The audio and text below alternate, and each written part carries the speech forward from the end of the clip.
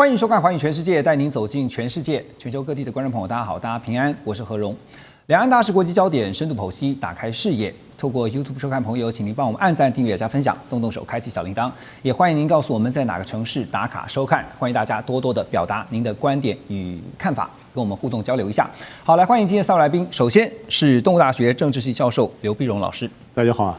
另外，清华大学 EMBA 讲座骆秉宽老师，何荣好，大家好。还有中华战略学会资深研究员张继大哥。主持人好，各位观众大家好。好，观众朋友，我们知道这个美国跟以色列联手打伊朗呢，已经进到了第3个礼拜了。3个礼拜马上过去，即将要进入第4周啊。到现在什么时候会收尾？目前的关键点在于荷姆兹海峡的控制权在谁的手上？伊朗宣布封锁荷姆兹海峡之后呢，现在冲击到了全球的能源市场啊，包括经济也受影响。而现在呢，又传出了也门的胡塞组织要进一步，他们要跟进。他们说呢，要加码跟进，因为根据俄新社的报道，胡塞政治局成员布海提表示呢，为了要支持伊朗，他们也准备跟进封锁另外一个海峡，叫曼德海峡。在画面当中，我们也看到这个相关的地图哈。好，那这边有个图板，让大家快速来了解相关的地理位置。我们看到的就是呢，现在在讲的是这个关键，大家这几天一直在讨论的荷姆兹海峡在这边，而我们目前讲的这个曼德海峡呢，就是在荷姆兹海峡的东南方左右，这是阿拉伯的整个半岛。这个曼德海峡为什么重要呢？因为它是红海通往阿拉伯海，那在过去呢，就是我们所在的亚洲了。所以现在也门的胡塞组织说，他们呢在荷姆兹海峡之后，现在也要进一步的来封锁曼德海峡。曼德海峡呢，它是连接了欧亚非这3大洲的水上走廊，占着世界这个海上石油贸易量啊，总共看了一下数字是6%。2025年上半年，每天大约有420万桶的石油是通过这个曼德海峡。那美以伊冲突爆发以来呢，在沙烏地阿拉伯这边呢，一直是透过输油管，把几百万桶的石油从波斯湾输送到红海，然后改由在红海的盐布港来装载原油。当然，我们也知道最近盐布港呢受到了攻击啊，一度宣布是暂停装油，后来又恢复。好，那如果胡塞组织现在又宣布，要来封锁这个曼德海峡。不过，因为曼德海峡它跟荷姆兹海峡，虽然说我看了一下资料，它最短的这个距离哈，就是海峡大概就是32.2公里，但是封锁真的这么容易吗？先请嘉靖哥。我想啊，首先我必须要澄清一下，其实这个胡塞啊这个组织啊，现在来凑这个热闹。我实际上是就是说班门弄斧啊，在骆老师面前，这个有点趁乱入室啊，趁火打劫的味道。但是问题是，蹭一波是吧？对啊，但是问题是蹭这个事情，事实上是搞错了。您看一下你那个地图哦，来，那个盐部啊，是距离曼德海峡要往上北，大概已经有2/3的地方，那个位置是盐部，大概距离它1100公里到1200公里之间，那个是横跨整个沙烏地的这个中间出来，所以对，大概就是您刚才落笔那一点，这个地方没有上面在对，那个是盐部，所以呢，那个是整个这样跨过它的腰部，那边的油都是经过苏伊士运河往北走，所以呢，这边风啊是根本没有。以往是因为绕经啊这边啊波斯湾出来，然后绕经阿曼、也门，然后这样你在这个风才有用。那另外一个替代的输油管是从UAE， 就是阿拉伯联合大公国，一直到阿曼的，就是靠近对，靠近阿拉伯湾这边啊，是吧？这边。那个边呢是往亚洲，所以你这个曼德基本上来讲，在这段时间啊，这个大游轮呢走的反而不多，但是呢宣布是有心理的震撼。那比较这2个这个海域，你可以看得到，曼德海峡啊是有替代航道，最多绕远一点嘛，绕非洲，也绕也就绕过去。但是目前呢，基本上它是用替代的油管跟气管，然后到那边到烟部那边接了，然后往这个输往欧洲，对，所以呢，他在这个地方根本是没有办法真正达到他封锁的目的。那就这2个海峡而言，这个荷姆斯海峡是这个阿曼跟这个伊朗两边来，但是呢，在曼德海峡是这个厄立垂亚还有这个吉布地还有也门这3方。那基本上来讲的话，也门这个地方是有比较足够做的这个军力，对，然后这个胡塞，然后在这边形成干扰。但是呢，紧邻的那边啊，这个吉布地啊，是各国都在那边，对，都在那边租借这个就是租借军事基地。那事实上，上次呢，就是说很多人把它判定说他这个做的封锁并不是那么成功。我觉得我们要纠正那个观念。这个所谓成不成功，不是说把它封得死死的就叫成功，滴水不漏那种感觉。对，不是，你只要能够改变了它整个航运的生态。而且呢，我们知道我们的无论这个物资的供应链或者制造业的供应链，以及资本链呢，就是说资本市场啊，那个波动的它这个整个资金链，你假如说整个产生了会有一个链波效应，所以那个这个就是说，你今天这个牵一发而动全身，所以你不能讲说它没有完全成功，只要造成心理上的影响都算是。到今天为止这个航运界现在那个就是保险费还没有降下来，而且航运整个之中到现在那个就是这个丹麦的这个 Maersk Line 还这个航线都还没有恢复。马士基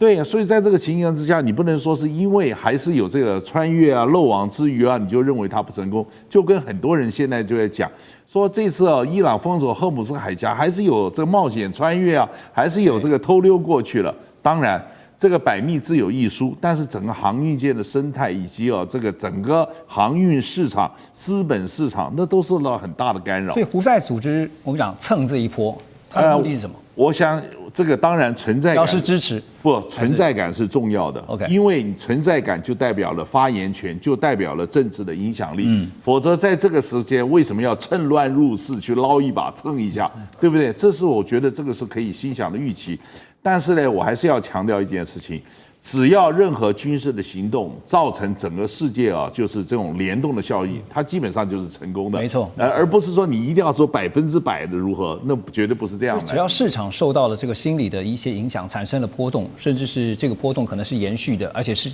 短期波动，也许还好，但如果是造成未来就是大家不确定的这个预期这是非常危险的那当然，这个除了封锁荷姆斯海峡之外呢，根据彭博的报道说，伊朗对卡达的攻击也导致了世界最大液化天然气出口设施这个地方叫做拉斯拉凡工业城，在4号跟6号的这个生产线都受到严重的损坏。这2条生产线呢，合计年产的量是达到1280万吨占卡达年度液化天然气出口量的17%，而维修工作呢将需要长达5年的时间才能够完成。那么卡达能源公司呢，预计将会损失大约200亿美元的收入。伊朗武装部队发言人呢也再度警告，他们要对全球各地他说在观光景点要发动攻击。他就举例像公园休闲区观光胜地只要是伊朗的敌人，就将不再安全。而面对现在全球能源市场的压力呢，以色列总理纳坦雅胡也表示，目前以色列会遵照这个川普的要求不再攻击伊朗的能源设施。所以现在看到美以双方打击的力道，他们虽然说现在打得顺风顺水的，伊朗也没有还击的能力但是战略上包括力道上的考量，还是我们现在在讲的以能源供应的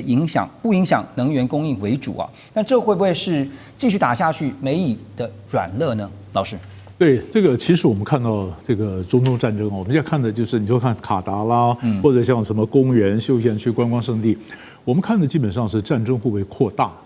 那么或者我们讲外溢。那我们想说战争扩大呢，其实有2个概念，一个是水平的，一个是垂直的垂直的扩大呢，那就是武力攻击的这种程度你越打，比如原来小的什么燃烧弹后来变成火箭啦、飞弹啦，这种是垂直的这个扩大。横的扩大呢，就是看地区地区你是从这个中东呢，或者扩大到世界别的地方互相扩大。你看现在我们看到的，当然你美国、以色列打伊朗，或伊朗就算扩大到波斯湾，这是一个扩大，对不对？然后事实上，现在西线的战场已经开了，比如说以色列他打黎巴嫩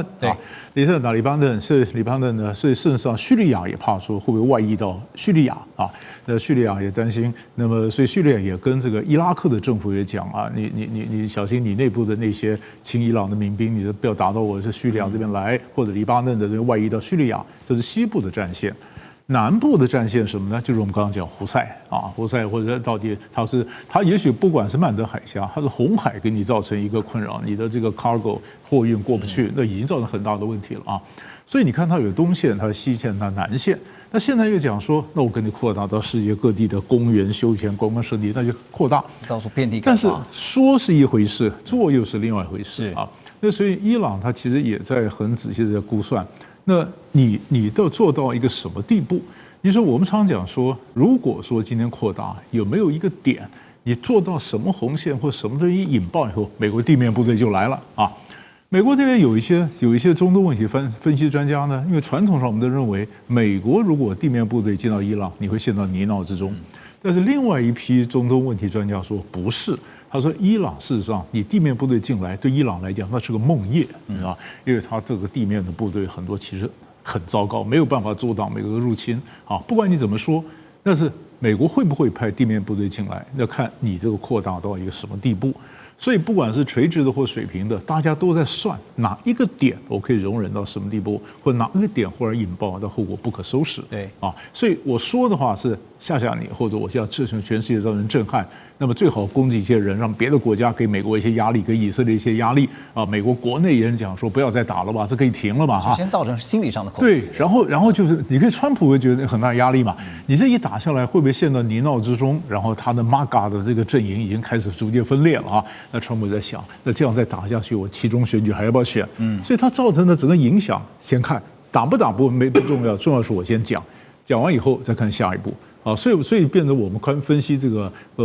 美以伊的战争呢，必须随时根据不同的情况，随时调整它各种的可能性。对，所以其实看到荷姆兹海峡现在其实这个心理效应已经产生了，就是虽然说我们讲这个这么宽，然后你真的要完全的封锁，像刚刚靖哥讲到是不可能封到这个滴水不漏，但起码在这边的商船已经卡在那边很久了，然后呢，你说敢动吗？动的话，几艘被打击到了，那保险公司也觉得太不划算了，这个船运公司也觉得太危险了，好，所以风险就来了。所以经济上的效应呢，已经开始出现了一些影响了哈。伊朗的这个持续攻击对于这个经济的影响，全球经济不只是美国也好，中国大陆也受到影响。像是美国这边呢，我们看到美股主要的指数在3月20号开盘走低啊，这个道琼工业指数下跌了36.64点，纳斯达克呢下跌123.47点，标普500是下跌17.22点。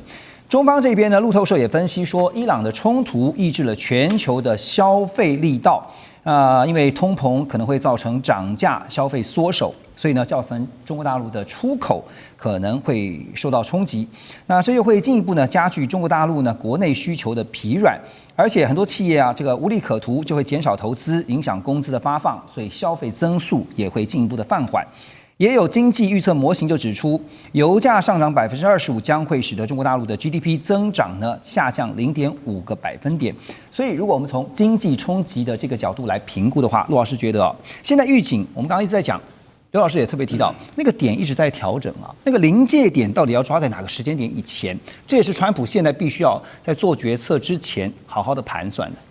的确，这个点是真的是非常重要。那但是中国跟美国的情况是不一样的。中国它受到，因为伊朗90%以上的油是出口到中国，所以中国在油方面它的压力就相对比较高。虽然中国在今年它已经进口的比去年同期又增长了大概15%，所以它已经也大量在储备它的油，目前是有库存，但是还是会影响，因为它的成本还是会提升。尤其中国是以出口为导向的一个国家，这跟美国以进口为导向的国家两个是不一样。是，所以在中国来讲，它的成本势必提高，那对它目前经济疲软的现象是有相当的冲击。那美国呢？我们从3月18号鲍尔在 Fed 主持的那个记者会看得出来，他对美国冲击影响大不大？那鲍尔说，因为战争情况不明，我们不知道会不会影响通膨，所以我们目前也不降息。但是升息我可能会视为一个选项，立场很鹰派。他最主要论点，而且记者一直问他，那到底会不会影响？他说 I don't know, I don't know， 说了7次 I don't know。所以美国也在观察这个伊朗的这个战争对美国经济影响的，因为目前美国的失业率是4.4%，还在他能接受范围。那它 GDP 第4季是1.4% 的成长，然后通膨呢是2.4，都是目前在可以接受的范围。但是如果这个战争持续进行的话，那就情况不一样，因为我们说这个短期的通膨现象好像目前开始只有在油价反映出来，在其他的还没有扩张到其他领域。因为我们发现很多风险的资产目前并没有增速，像黄金最近在跌啊，这个咖啡在跌，可可在跌啊，瘦肉、猪肉也在跌，这些在跌的现象正好抵消了可能产生的通膨的这个压力。所以目前美国也是在观察，到底这个战争持续下去会不会对美国的通膨会比较大影响。所以这个点就是双方都在观察，但是对实体经济来讲，中国应该是受伤比美国重一点，因为美国它是产油国家，它是目全世界最大的产油国，而中国呢是全世界最大的进口油国，所以在这里一相比，所以美国的这个它的负面效应会可能被它赚钱的抵消掉了。是，那您评估啊，就是因为现在也有一些分析看法是认为说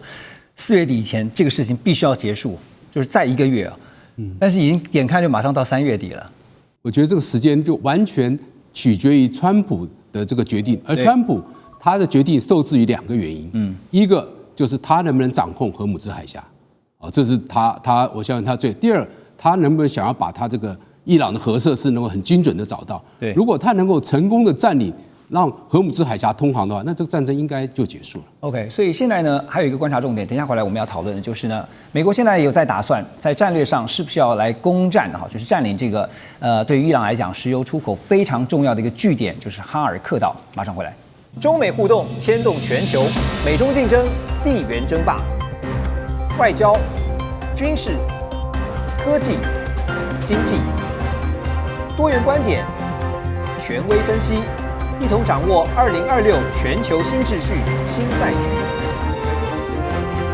每周6日，寰宇全世界带您走进全世界。好，回到节目，我们持续来关注中东的最新局势。那根据美国新闻网站 Axios 他们的报道说，川普正在考虑要占领哈尔克岛这个地方，那迫使伊朗呢重新开放荷姆兹海峡，因为现在刚刚讲到说荷姆兹海峡的控制权现在是关键。伊朗方面也展开强力的反击啊，像伊斯兰革命卫队就声称他们用防空系统最近击中了一架美军的 F-35战机，不过美军中央司令部并没有承认战机被击落，对外宣称的说法是 F-35是已经安全降落哈，当然。有没有损伤？目前还必须要进一步的来确定。也强调说，这个飞行员的状况是稳定的。《华尔街日报》3月20号则报道说，伊朗最近还对距离4000公里以外的英属印度洋领地迪耶戈加西亚岛发射了2枚中程弹道飞弹。这个岛呢是位在马尔地夫的南方。除了是英属印度洋领地之外呢，那么也是美国部署轰炸机、还有核子潜艇跟驱逐舰的战略基地。所以想请教一下刘老师哈，我们现在看到美方就是川普这边的战略呢，是占领伊朗的这个哈尔克岛，因为它这边是产油跟出口的主要重镇啊，那希望能够得到这个德黑兰啊，他们能够答应来开放这个荷姆兹海峡。当然，这是理想的状态之下。可是呢，你要占领这个哈尔克岛，目前的分析也看，你必须要出动地面部队，才有办法达到这样的目标。因为呢，这是目前如果出动地面部队，它损伤造成最低的一个前提之下。好，那当中的这个战略盘算怎么看？对啊，所以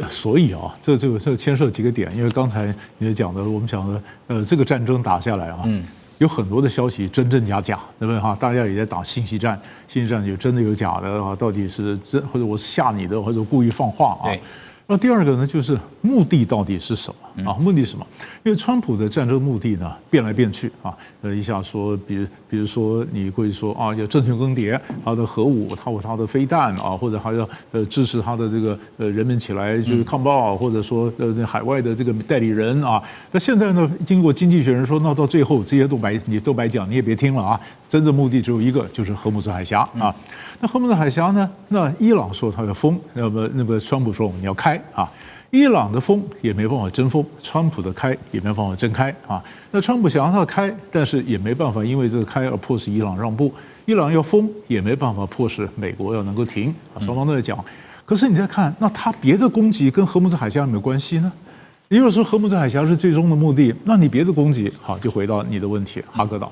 那哈克岛的攻击，因为现在首先呢，过去美国攻击是打它的这个军事设施。可是它上面很多储油槽，它的容量可以有3000万桶啊，到3月初的时候还有1800万桶在这上面。那你要拿还是要攻啊？还是说我的地面部队进来？川普也讲了，那我的地面部队我要找伊朗的浓缩铀，我找你有效最后取得的问题釜底抽薪啊。那可是取得浓缩铀事情跟荷姆兹海峡又没关系，对吧？所以你的战争或你的目的、你的手段跟你的目的中间怎么联系？那你是不是真的要？还是说你如果真的要的话，那你说他的估算说，假设他的算法，我要拿哈克岛，哈克岛目的呢？因为我用哈克岛目的逼你开放荷姆兹海峡。那如果荷姆兹海峡开放了，那哈克岛还要不要取得呢？那或者说我的部队要进来，如果算了以后，我就整个陷泥淖之中，我是不是还用这种方式来取得哈克岛呢？他内部也在辩论，伊朗也是这样子啊。你去打那 Diego Garcia 在印度洋中间，你打到那么远。当然，你说英国也在那边，美国战略目的是什么呢？对，他是讲说，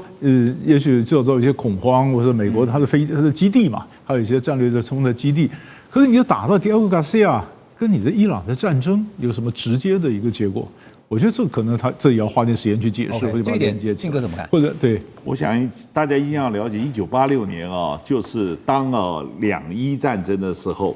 这个伊拉克就打过哈克岛，然后他的报复手段就是封锁荷姆兹海峡。我们要知道，只有围魏救赵，没有即魏救赵。现在是你掐我脖子，我踢你卵子，他会放手吗？对不对？所以这是两者。从1986年到现在荷姆兹海峡总共有8、9次危机，每次是怎么解决？每次都是美国降温，那边伊朗也相对降温，交锋。事实上，美国现在这个财政部部长讲，我们现在已经容许伊朗的油这个经过荷姆兹海峡都是在放信号，意思就是说这个事情要降温。对。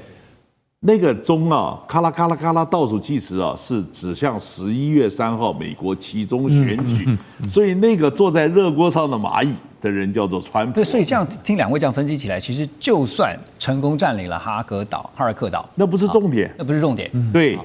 因为对于实质上的这个荷姆兹海峡的开放，其实是没有太大的没有因果关系。对，好，那所以呢，我们也看到最近这个川普最新的发文，他有在松口考虑说呢，要逐步缩减对伊朗的军事行动，这是最新的消息，而且强调，因为他在出 social 发文，他说呢，已经非常接近美国达成对伊朗的目标，包括呢。削弱这个飞弹的能力，还有呢，摧毁伊朗的国防工业基础，歼灭这个伊朗的海军、空军，以及呢，阻止德黑兰接近核能力。还有一点最新的就是保护中东盟友。好，进一步请教就因为讲到这个军方这边也有一些想法，美国的空军上将就表示说呢，美军为了要突破这个荷姆兹海峡派出了火力强大，像是 A-10空击机，还有阿帕奇的攻击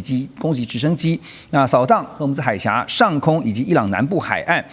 A-10攻击机它是1976年就开始服役的，算是这个机种比较老旧的但是它的对地火力强大。那金哥又怎么看这个？因为从1976年就开始服役这次为什么还是变成美军倚重的打击力量？我必须要强调，老骥伏枥，志在千里仍堪大任。这个系统它不断的升级，武器不断的进步。这个呢，基本上来讲，我们讲说这个就是耕田的马。是可以这个干苦活的。别小看老将，对，他是个 workhorse。这种是这个低成本，整个任务的成本是非常低，载弹量又大。但是不要忘记，系统不断的升级，武器不断的更新，所以基本的构型虽然不会改变，但它执行任务的能力一直在升级。单次任务的成本是非常重要，这就是为什么 B-52H 到现在还保留了在用，但是 B1、B2 那个更先进的那个当时用B1、B2 希望去隐形又是突防如何，那都随着时代。为什么？因为现在是靠的武器去突破反攻，而不是靠这个。但最重要，我还是要讲一句非常不客气的话：这个上将要打屁股。你现在把这个法宝拿出来，当初一开始动手的时候，他就在哪？你还没把它调去，换言之，也就是说，你当初就没有把它所有东西这个牌都已经准备好，你就动手打牌。你现在是再把一牌一张一张摊出来，现在感觉有点像见招拆招是吗？不是，这简直是害死你的组织川普，对不对？你是不是一开始就应该摊出来？对不对？你现在想到那你早干什么的？那另外一个问题，我想请教你啊，在画面当中的中间这边啊，这个华盛顿近东政策研究所哈，有一位伊朗防务专家，就是这位法尔金纳迪米。他说呢，伊朗仍然拥有大量的水雷，还有车载巡弋飞弹，以及呢数百艘完好无损，现在藏在这个沿海岛屿挖隧道当中的船只啊。言下之意就是说，美军你要想消灭得了我这个伊朗的有生战力，恐怕不是一件容易的事。他们难度在哪里？我想啊，第一，这个他们一定熟读这个《孙子兵法》，藏于九地之下，所以他把它藏得好好的。第二，这个人家讲师多不养，债多不愁，所以那个韩信点兵啊，多多益善，我就是靠多。1986年第一次开始有这个，就是说两伊战争时间封锁荷姆兹海峡这道菜，在这个世界上第一次端上来的时候，美国海军呢，在海军学院做了几十场推演，在1980年代，随着冷战还有波湾战争，大家都忘了所谓anti-SS 跟 SS deny 这个拒止跟区域拒止，就是那时候来的概念，不是我们现在台湾海峡大家把它硬套过来的。这个是老问题，吵了这么多年，但是眼见的伊朗军力这个准备越来越成熟，然后呢，这个军力是越来越强大，但是相对美国的决心以及他的能力是这样在衰退，所以这个东西真的是，我只能讲一句话，这个就好像那个立式香皂的这是广告。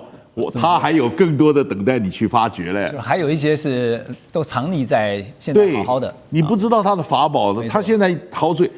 在战前我们谁想到那些无人机？没有人想到伊朗的无人机如何，对不对？所有战争千金难买一个早知道，而且在之前的战争也累积了不少宝贵的经验了。那当然，现在整个中东的局势在亚洲的我们也产生了，就是感受到这个蝴蝶效应。现在对于全球航运来讲，乃至于全球经济都受到非常大的影响。金融时报也报道说，这个中东的战火现在冲击到全球海运的航线，航运公司不但大幅的加价，也改道运输，甚至呢把货柜卸在偏远的港口。现在整个市场呢，有点像是一个失序的狂野大西部。像刚才金哥也提到了，像 Maersk 还有就是包括说像是这个地中海航运、达菲海运，还有赫伯罗特都纷纷通知他们的客户，说呢要援引19世纪的海事规则，把这个货柜呢卸在最近的港口，但相关费用要由货主来承担。另外呢，受到了战争风险保险还有燃料附加费的推升，部分航线的价格呢已经上涨到原先的4倍了。比如说从英国到杜拜这个例子来看的就是每个标准货柜的运费已经从原本$1500飙升到将近$6000一柜。中东战争的冲击，短期对于航运对于这个油价来说这个推升一定是可想而知的。那对于航运业来讲呢，要怎么看这是危机还是利多？对它短线来说呢，它绝对是它的利多。因为航运业是战争的红利产业，这个红利来自于全球经济的失血。所以它在这里是这个船商赚的更多，但我们这个世界承受的成本就会高，我们就会有所谓通膨的问题。近期航运股真的是飙涨。对，那当趁火打劫的，发这个战争财。你像这个船商，他经过他要保险，目前你还找不到保险公司来跟你承保，是，而再保险公司也全部拒绝再保。那现在目前我们知道只有一家保险公司有做这承保，就是 Chubb， 就是安达产物保险。那他还要再加上美国政府的背书。那这个船商才敢经过荷姆兹海峡，所以你就知道这个对于这些船商来讲困难度多高，所以他们必须要寻求其他的替代方案，或者走好望角，或者走其他的管道。这个我们就不晓得，反正他有他的解决方案。但是对航运来讲，短期它是利多，但长期来讲也未必是利多，因为当所有的货万一发生通膨，所有的货在半路都会被弃货，就所谓的这个临时卸货的话。那整个供应链秩序会大乱，那到时候他的船还能不能载得到货就有问题了。所以长期它未必是就利多。OK， 对，其实船商也好，或是再保险公司也好，现在当然都非常的担忧，所以呢，他们也很期待的就是川普口中所说的要来护航最后简单请教一下建哥，短答就好了，你觉得有可能护航吗？我觉得那个是很难，那是保证吃力不讨好，只有想办法降温妥协才行。OK， 因为从刚刚您提到历史以来的教训都是这么多次，从来没有一次真正说是护航成功的。对，所以现在全球也在看川普到底什么时候会改变他的说法，让这个局势赶快降温。我们休息一下，马上回来。中美互动牵动全球，美中竞争，地缘争霸，外交、军事、科技、经济。多元观点，权威分析，一同掌握2026全球新秩序、新赛局。每周6日，寰宇全世界带您走进全世界。欢迎您继续回到寰宇全世界。中东的局势现在也影响到了原本计划好的川普访中行，因为川普呢在这个礼拜突然表示，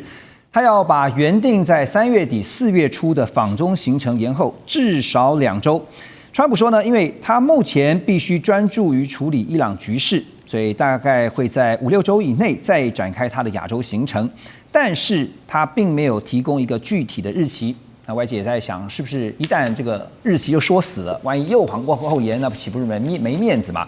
好，南华早报也指出啊，北京方面对华盛顿的反复无常非常的不高兴。北京清华大学战略与安全研究中心研究员孙成浩分析说呢，川普对于延迟访华的理由一变再变，一开始把这个延期跟中方是不是要愿意帮忙护航荷姆斯海峡挂钩在一起，甚至还公开威胁他不去中国大陆访中了。那后来呢又改口，说纯粹是会议后勤安排出了问题。好，但是这种朝令夕改的作风啊，很可能会让北京高层得出一个结论，就是美国内部现在的协调已经陷入了彻底混乱。问题来了，就是川普的访中这个行程啊，他的理由是一变再变啊。如果站在谈判策略角度来看，最近也有人说，这会不会是一个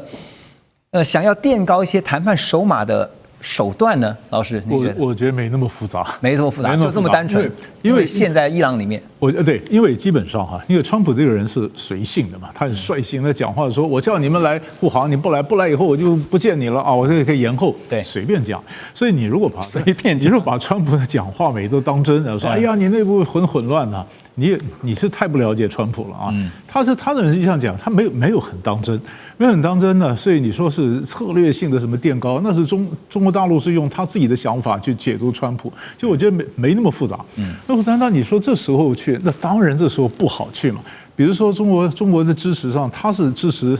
伊朗的啊，他说这挺伊朗，说怎么可以这样子？那你说川普他到见了习近平，第一个那然后习近平看他们怎么谈这个战争呢？啊，那么是川普要伊朗要中国，你说你是劝伊朗呢，还是中国告诉川普说你不要打啦？到底这讲大家都有尴尬，这是第一个。第二个呢，我们晓得国际政治上的事情啊，一向都是有排挤效用。就哪一个事件忽然吸引了大家的目光以后，另外事件既然就被排挤下去，所以人的注意力啊是稀有资源。那我们现在全世界，你看我们每天，你看我们今天的节目，绝大部分时间都还在谈伊朗，对不对？你不谈伊朗谈了多久？他打3个礼拜，你谈3个礼拜；他谈4个礼拜，你谈4个礼拜。对。你哪有精神就想说好好规划一下美中之间的谈些什么问题啊？那么怎么规划啊？那么这世界局势或怎么样？那既然没有时间来谈，然后你的行程缩短，你的议程不断的缩减，然后达成的效用有限。那这时候就不如不见嘛。确实，大家注意力现在都集中在中东。对，没有准备好就不要看了嘛，就不要来嘛。对，就不要来。所以你说中国大陆很生气吗？我说如果真的生气也是装的了，因为那时候来他才会很生气，因为来的时候你没把我当一回事儿，那就算吧，那就延后吧。延后就是说，那延后以后等到他打完。好，你刚刚也问了问题，那什么时候会停呢？那当然，有些学者讲法就是说，来看看哪边武器用得完嘛，啊，武器用完了就停。那还有人在讲法，美国内部事实上有3派的辩论，对，有一派是说根本找个理由就停了吧，啊，要不然会影响到后面。几派的辩论，所以你说川普能不能决定呢？川普也还没决定，他也还在想，对不对？那你说，所以才说延了4周呢，还是5周、6周呢？不一定，不讲死。等他真的去了，好，战争一定已经打完了嘛。这就是我想接下来请教老师的是，因为刚才也提到说，美国内部的协调真的是陷入一个彻底混乱嘛？因为对照最近有一件事情发生啊，这个反恐中心负责人他就辞职，对，就是他们内部针对于伊朗的行动，他看法是不一样的。事实上，我们应该这样讲，就是说他的内部有分裂，像 MAGA 内部也分裂嘛，有很多人不同赞成。你说新保守主义贾拉汉参议员这一派啊，或者班农这一派啊，或者说原来的像怀尔斯，像他幕僚长的，他们三个就是三个不同的意见，所以才叫辩论嘛。啊，那辩论等不等于混乱呢？因为每个政策执行都有辩论啊，那所以后面混乱要看川普最后的决策，所以哪一天不知道。但是如果真的决定了要去的话，那中国大陆一定想说，那你现在延后了，你要拿什么东西更好的成果出来？对，那就是我们后面要看的。现在往后延啊，但中美双方在这段往后延的时间可以做些什么呢？因为现在日期一直是改来改去啊，你看川普的这个口吻呢一再的改变。那当然，这个《纽约时报》也报道说呢，因为白宫方面呢迟迟不提供川普的议程细节啊，所以导致中美双方可能会达成的协议。那这部分恐怕又会有一些变数，让大陆方面相关的官员感到无奈啊。美国商界的领袖则表示说，目前为止他们也不清楚是不是自己会被邀请啊，跟着川普，那到接下来跟着他一起去中国大陆访问。好，我们回顾2025年10月份在韩国当时的川习会，双方曾经达成为期1年的贸易战停火协议，中方增加了对美农产品还有波音飞机的采购，美方呢也放宽对中国大陆的出口限制。但在今年呢，美方却针对中方连续启动了2项301调查，而中方商务部也立刻敦促美方应该纠正错误的做法，中方也会保留采取一切必要措施的权利。那这些冲突呢，是不是也都替今年的川习会蒙上阴影？还记得吗？川普本来说今年他至少就是美国这边呢讲说至少有4次的川习会，但没有想到第一次本来是在3月底4月初就要如期登场的，现在却造成了难产。这段时间中美双方各自要赶快再准备的内容，陆老师怎么看？两边上个礼拜在这个欧洲谈了。何立峰跟这个 Bessenter 对贸易的议题，结果谈不出没有什么，所以他是说有建设性的沟通，但是没有任何的成果。所以就可以看得出来，两边对于贸易的议题还没有达成一个共识。那在美国这个最高法院宣判这个川普的关税无效以后，那美国又启动了301的这个调查，那中国大陆当然觉得非常的不高兴，那你又等于在破坏两边的一个过去的维持的这个和谐的一个印象。那现在呢，川普他根本不能在这时候去啊，因为你现在你在伊朗的战事焦灼，那如果你出国跑去跟你的战略竞争对手来握手，你要谈什么呢？贸易也没有进展，然后你又不是很风光的去，你现在一个泥淖里，那当然川普不会在这个时候去中国访问。那中国当然也理解这样情况，因为在这个时候中国跟美国谈的话，那中国会处于一个比较优势的一方。对川普来讲，这不是他所希望。对啊，那从他的书里面，我们知道《The Art of the Deal》里面，我们就看出来，他最喜欢极限施压。就像刚刚刘老师讲，他在出门前一刻发现，今天这个盘对我不利，我就不去了。这个交易对我完全没有好处，那我现在去中国做什么呢？我到现在没有跟他谈成任何交易。那我希望他这个知识产权保护，希望他金融市场开放希望他这个取消这个补贴国企，好像一样也没有做成。那他还是继续买我的大豆买我的这个农产品。那我们就要维持这样子吧，就先想好了，等伊朗问题解决以后，我们再来进行下一步，跟中国要谈他的贸易议题。了解，刘老师会不会觉得现在的这个整个演变不在川普预先想好的剧本里绝对是的。他哪里晓得伊朗战争又打成这个样子？变调的音符，原本以为可以速解决他也许把事情想太简，就有2种了。一般来讲，有的人说这领导人做决策错了，就是旁边的人给的资讯错。另外就是他自己。那川普的一向的标榜就是他自己。我的什么就是他自己太过自信了。对，而且尤其除了川普以外，我们还得注意另外一个人纳坦雅胡这个纳坦雅胡的角色在当中也是颇耐人寻味。好，那么法新社有分析的说，我们现在讲到这个川习会呢，川普延迟了这个川习会很可能就是受到了伊朗冲突的牵制，因为呢，川普现在很难明确表达这个伊朗冲突什么时候会结束，而且还有一个大问题，面对这个传统的盟友都不愿意表达支持最近当然有了这个6国的联合声明，不过看完之后也觉得好像在打太极拳所以川普呢访问中国大陆的时候呢，很可能需要一场外交胜利。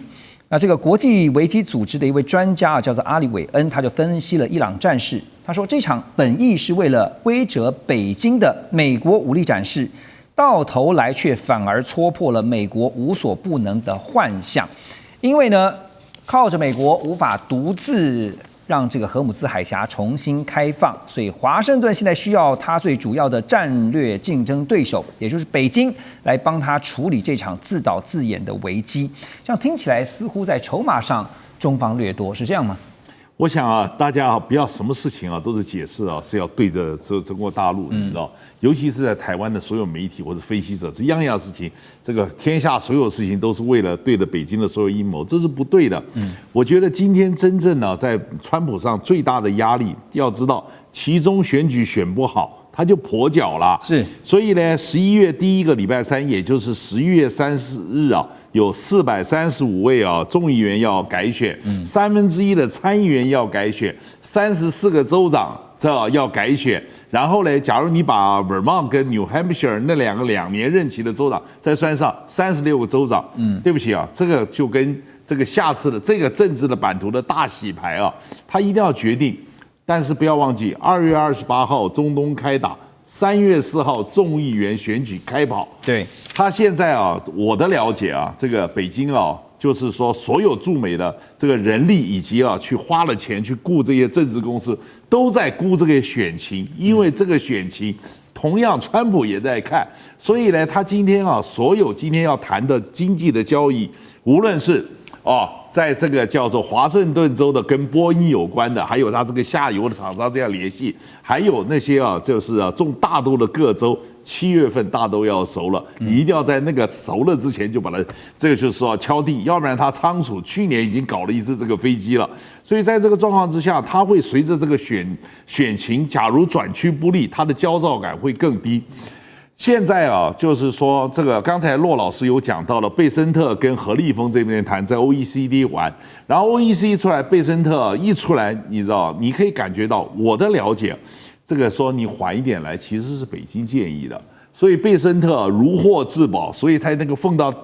就是说第一个问题的时候，他立刻对不起，这跟这个叫做北京那个叫北京派船没派船没有什么关系，立刻撇了这个我的了解，假如他要延迟，只是如何，就干脆顺势是吧？就是顺势，所以你要知道。这个究竟是这个川普那边，川普这个人啊，嘴巴上啊从不饶人，每次都觉得好像他主控大局。事实上，我们知道在这些所有峰会啊，有下面这12个字的原则：成交才能成局，成局才能成型。今年本来就要见4次面，你要的是风风光光来这边收获经济成果，去挽救你的其中选举的选情。因为现在各个这个所有的政治推估都知道，这个共和党可能惨败。对。惨败，后面2年他干总统也没什么意思了。没错，而且甚至有可能会面临被弹劾的这个风险。对，而且你要知道，他在那边万一众议院那边不合作，那个很多法案不能过，那后面根本就没有戏上。对，所以他现在是如热锅上蚂蚁，只是这个人从来不示弱。所以在这个状况之下，我觉得今天要分析，大家都觉得好像美国现在在对的，你不知道美国现在是我们知道龙虾换壳的时候是最脆弱的，现在面临其中选情的变化。对，这个北京的做情报的不是傻瓜，做分析的也不是傻瓜，现在全部都看这些，尤其那几个跟中国大陆贸易的那几个州的选情是最重要的。假如那些这个一下翻盘，那就是真的毁了选举啊，真的是对川普来讲，此刻当下最重要。所以在这个状况之下，大家一看呢，我还要再提醒一个，对我们而言呢，就是王毅跟卢比欧谈的那个线，就是军售。他们一直在军售之中，美国到那个地方，就我们都知道他在谈，对不对？你每次就端出来6项保证，但是6项保证呢，我还是要重复一下英文，6项保证说我们不会谈的军售是 has not agreed to，意思就是说，到那个时候我们还没谈，他没有讲说 we will never we will not。也就是说没有保证以后是继续保证的，就是说只是跟你讲，我们保证这一次之前我们没有谈。对，所以大家我多少年，我觉得我们研究美国政治，尤其国内很多事情，大家畏于去讲说那个6项保证根本有4项根本就不能算数，只有2项你还可以勉强相信。现在对川普来讲，其实就是要想办法找一个台阶下，而且要体面的下台阶。所以呢，刚刚我们有特别提到他的最新说法，强调说，日后维系荷姆斯海峡安全的责任，应该是由仰赖这条航道的国家扛起来。也强调呢，美国用不着荷姆斯，所以呢，不必负责来巡逻跟保卫。正好印证了刚才金哥先预期的这个，要美军要来护航，恐怕机会还真是小。马上回来。中美互动牵动全球，美中竞争，地缘争霸，外交、军事、科技、经济，多元观点，权威分析，一同掌握2026全球新秩序、新赛局。每周6日，寰宇全世界带您走进全世界。好，回到节目来关心的是中国大陆的两会近日落幕。那么台湾的国安单位分析说，今年两会的核心目标是透过“15+5”替大陆国家主席习近平的连任造势。那其中呢，维稳又是重中之重。在经济方面，大陆宣布了2026的 GDP 成长目标定在4.5%到5%这之间。发改委主任郑肇杰也宣布，政府计划撒下超过7兆人民币的重金，要来推动水网、电网、算力网、新型通讯网、城市地下管网，还有物联网，这总共有6张网啊。另外还要拨款2000亿超长期的特别国债，来支持设备更新，推动制造业从规模领先转向实力领跑。郑肇杰也说呢，为了确保经济达标，大陆官方将会透过扩大政府投资、激发民间活力，双管齐下，成为支撑大陆内需的关键支柱。我们先来看这个要砸下7兆人民币这算是重金，要打造6张网，希望宏观的目标就是撑起大陆的内需，来帮助达到经济维稳的目的啊。那这个政策的关键支柱我们怎么来从当中来一窥一二？陆老师你怎么看？这个的确，这7兆呢，打造这6张网呢，有它的这个投资的意义，因为它希望透过投资来强化它的消费能力。我们都知道，这个大陆的这个消费一直占它 GDP 的比例是相当低的，它只有40%，美国是最高的，占68.5%，那我们台湾也大概60%几，所以大部分的国家它的消费占它 GDP 都是60%以上。那但中国大陆因为经济的一个目前的状况是迟缓的情况之下，所以消费本来就低。那当消费不振的时候，那政府一定用它的力量，就用投资来带动消费，刺激消费。所以它必须投资这7兆元打造这6张网。那这个7兆元有什么意义呢？它可以托底，就它的经济成长率是4.5%到5%。那我要至少我的底我要先保住，我们叫保底，他们叫托底拖住这个经济的这个成长，不要让它往下保在4.5%。对，保在4.5%。那还有，就当然中国大陆也是强调未来的这15+5呢，他们很重视，就是因为大陆工业的产值目前已经是全世界第一了，可是他希望用 AI 的应用在所有的制造业的领域，所以他最重要的是希望所有的产业都用 AI 来去做，所以他是要发展这样的一个，这样他才能够在 AI 里面领先美国。这是他，你看过去14+5的时候，他这个电池太阳能、电动车是无人机，它目前都全世界第一。那再来就是 AI 的竞争，在科技的竞争。所以如果它能够在 AI 应用到所有的工业制造业产业领域的话，那将来在15+5就有它一个很重大的意义。所以现在这谈到的6张网就是砸下重金7兆要打造的6张网，也可以看成是目前面对整个中国大陆内部就通货紧缩，因为各国都在想怎么样因应通膨只有大陆目前是要想怎么样能够解决通缩。对，因为它维稳才是最重要，所以你看它维稳的经费是2兆，那它国防预算呢是1.9兆，所以维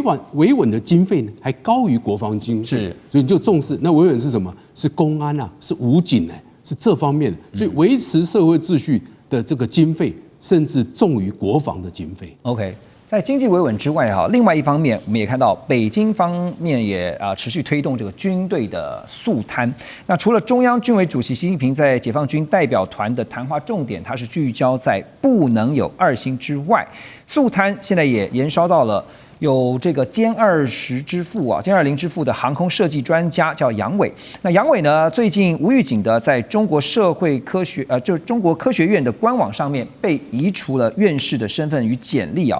香港01的分析是说呢，这个院士荣誉遭到撤除，通常都是涉及到严重的学术违规、道德瑕疵，或者是触犯了国家法律。大陆的网上呢，这个网络舆论呢，也怀疑说，杨伟这次落马的风波很可能是不是涉及到歼20在开发过程当中，是不是有这个数据造假那整起事件的真相，当然要等当局进一步的说明。所以我们先来看这新一波的肃贪目的，那背后的一个这个目的到底是什么？金哥怎么看？我觉得很多人都是用政治解读，但是我必须要提醒。解放军是铁打的营盘，没有说因为抓贪污就把它抓垮了。军队打仗本来就有损伤，那这个肃贪之中没有说是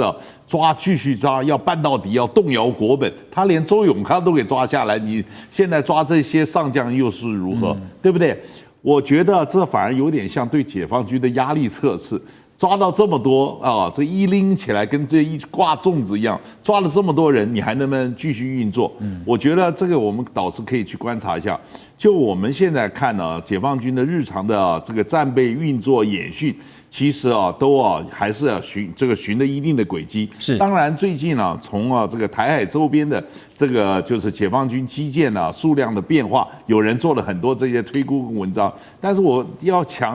我要强调一点，解放军所负责的领域不是只有台北，就是说台湾这一面对不对？但是呢，从今年的1月一直到现在为止这个穿越这个就是第一岛链的这个共军的基建除了2月28号那天有几批飞机之外，全部都停了，这个才是个真正很奇怪的。你觉得原因？我觉得不知道。我这个人最大的好处就是跟普通名嘴不一样，我不知为不知，对不对？你不能胡说八道，所以你要有真正的这个证据来显示。但是确实，我们现在只知道真后，但是呢，名嘴厉害的地方就是他能够扯出一个诠释。我只能告诉你，我不知道。但是呢，我必须要强调一点。有人要在那边讲说杨伟落马，极可能到歼20这个开发造假。我跟各位讲，对不起，不是他一个人把战机做出来，那不是一个粘土捏就靠他一个人，那不是个艺术品那是一堆成千上百的，就是工程师还有测试人员这样弄，那是一个集体创作，而且他是设计的人。那不是计划主持人，计划的主持人还有真的，而且现在都已经是量产。你想想看，中间有多少环节，每个东西参数都要测试的，那个每一个都牵一发而动全身。所以这个歼20造假是一个编得很拙劣的。所以这次的除名被撤除的话，怎么看这个事情？基本上来讲，假如是单一落马是个人的行为的品德的问题，假如是一连串的人落马，贪污都是集体的创作。后续可能还会有一些名单出来。对，后续还会有一定名单，但是呢，设计专家能够牵动的，他不是真正这个就是生产计划的主持人。生产计划主持人在就是说这个制造研发的经费上贪污，那要一个集体的合作。没错。我们就打个比方，像秦刚落马，事实上也只有他一个，没有大规模的整数，那就是表示他个人行为。所以今天杨伟他今天落马被整数，那假如没有其他牵连到别人，那就是个人行为，那就不需要在歼20上面再去做文章。确实，我们确实有很多人天天希望就是中国大陆歼20出问题。但不是靠这种方式吧？而且您刚刚提到说，其实如果就算后来抓出来所谓的数据造假这样的一个疑虑的话，也应该跟测试相关的人员那有太多人要牵涉，这个从头到尾今天都已经步入量产200-300架，没错。乖，这个东西要追查上了，可以上千万人啊。对，好，刘老师，我继续要请教您另外一个问题就是美国的国家情报总监办公室。他们最近也发布了一个报告那也让外界这个有看的是一头雾水因为他们突然发布了30多页的2026美国情报社群年度威胁评估报告。这个报告的内容当中指出，中国大陆现阶段并没有计划在2027年入侵台湾。2026年，北京当局呢可能会持续寻求在避免冲突的前提下，为最终促成与台湾统一来创造条件。不过日本防卫省智库啊，就防卫研究所呢，他们最近则是透过卫星影像发现了一个异常的现象啊，就是在台湾海峡沿岸，就解放军的航空基地正在逐渐的部署这个1960年代的老旧战机，就是歼6这一类型的战机啊。所以他们分析说，如果把歼6战机改装成无人机再利用的话，可以攻击敌方雷达、飞弹阵地，还有机场设施或者是关键基础设施，会迫使敌方必须进行拦截，而最终呢就达成消耗敌方的弹药跟人员的目的。我们先来看，就是这个歼6机啊，老旧战机被改装当成无人机的这样的一个部署，我们怎么看？不，这个问题其实是两件事情了。第一个就是就刚刚问的日本人的他们的看法啊。对，就是我觉得这有可能了，就是他这块就是消耗我们的弹药和人员嘛。事实上，他有各种办法去消耗我们，包括他扰台啊，什么都是在消耗，都是消耗。但是最前面的问题讲说是不是2027？其实2027打不打，说打也是美国人讲的，说不打也是美国人讲，对不对？他说对要卖武器也是他，然后叫你就增加国防预算也是他。其实所有的打仗从来就不是单独说看武器，你要看大陆内部状况、台湾内部状况，还有整个国际情势，不是谁想打就打得了，谁武器赢就一定可以打得了。我们研究国际政治从来不是在真空里面进行，它有整个大的一个环境嘛。那另外呢，如果说中共要达成什么目的，是不是用武力是唯一的一个方式？他可能还有别的方式，就要讲，也许用和平的方式，或给你别的高压的方式、灰色地带的方式。所以我们是要成为一个戒心，但是我们不要把自己给吓坏了。对啊，因为这才是一个比较正办的。打不打这个事情啊，其实。